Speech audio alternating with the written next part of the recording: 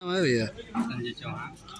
चौहान जी, आप उस समय मौजूद थे जी जब स्याही फेंकी गई नेताजी जी, मैं साइकिल से हाथ मिला रहे थे जी। उसी समय पीछे से वो तुरंत नारा लगाते हुए दारा चौहान जिंदाबाद जिंदाबाद करके उनके ऊपर फेंका और सारे समुदाय भी के लोग वहाँ थे।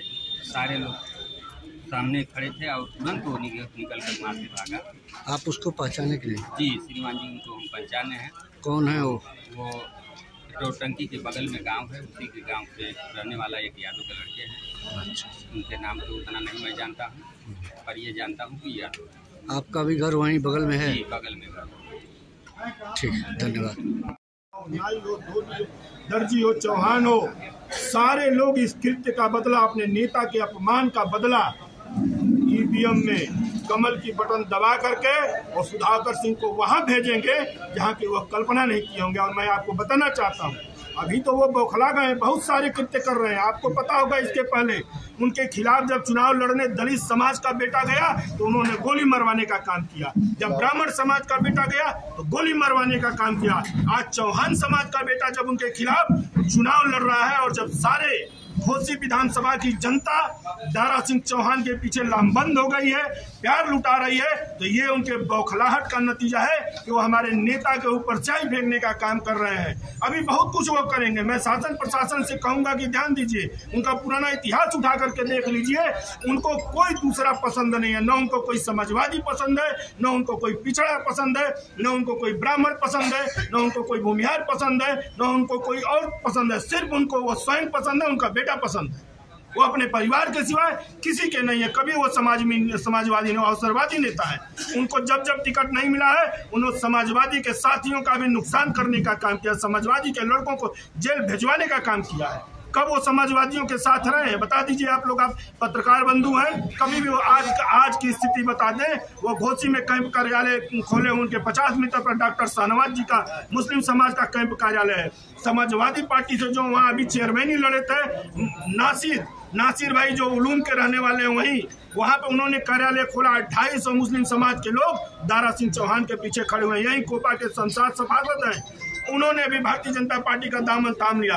वही पुराना जो चेयरमैन है कयूम अंसारी, समाजवादी पार्टी का सिपाही था, विधानसभा में भी जो समाजवादी पार्टी का सिपाही था, आज कार्यालय खोल करके सुधाकर सिंह को हराने के लिए लोग लामबंद हो गए हैं। यही बौखलाहट है उनका, उनकी बौखलाहट जायज है। उन्होंने जब जब किसी भी समाज के व्यक्ति ने जब जब अपना सर उठाया है गरीब समाज का, चाहे वो ब्राह्मण हो, चाहे वो भूमिहार हो, चाहे वो दलित हो, चाहे वो चौहान हो, चाहे राजभर हो, निषाद हो, उनको उन्होंने दबाने का काम किया अपने तंत्र से, गुंडागर्दी से। और ये गुंडागर्दी ये योगी जी की सरकार है, चलेगी नहीं।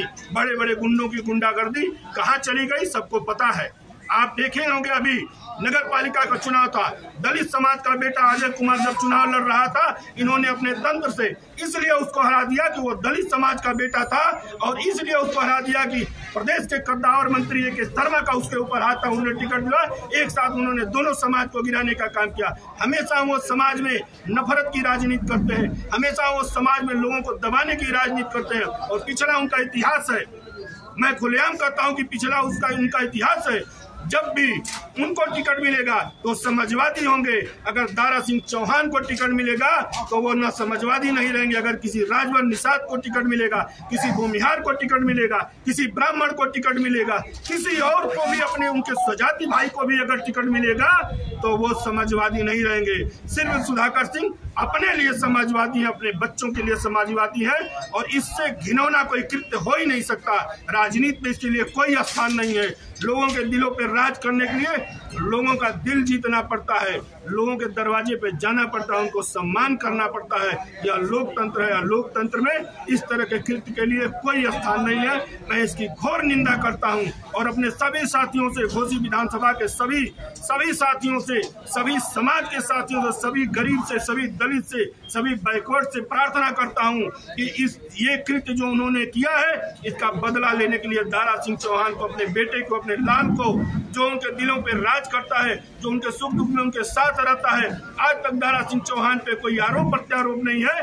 5 तारीख को कमल का बटन दबा दीजिएगा और सुधाकर सिंह को संदेश दे दीजिएगा कि आपने अपमानित किया, हमने अपने नेता को सम्मानित करके इसका बदला ले लिया है। साथियों, अभी अभी चुनाव प्रचार कई दिन बाकी हैं और क्या दारा सिंह चौहान के जान को भी खतरा हो सकता है? अब इस विषय पे तो जो सोच रहे हैं उनसे पूछिए। हम राम भक्त है, भारतीय जनता पार्टी के सिपाही हैं, हम किसी से डरते नहीं हैं। जैसे स्याही फेंक दी गई, चूक मानी जाए इससे। प्रतिनिधि जी, जैसे उनके ऊपर स्याही फेंक दी गई थी, क्या कोई घटना और नहीं घट सकती थी? अरे भाई, चूक हम बैठे हैं आपसे वार्ता कर रहे हैं, कौन यहाँ स्याही लेके आया है, कौन लिक्विड लेके आया है, उसको बारे में हम क्या देते हैं? वो जन नेता है, गरीबों के बीच में जाते हैं, जनता के बीच में जाते हैं, वो अपनी बात कर रहे हैं। धन्यवाद।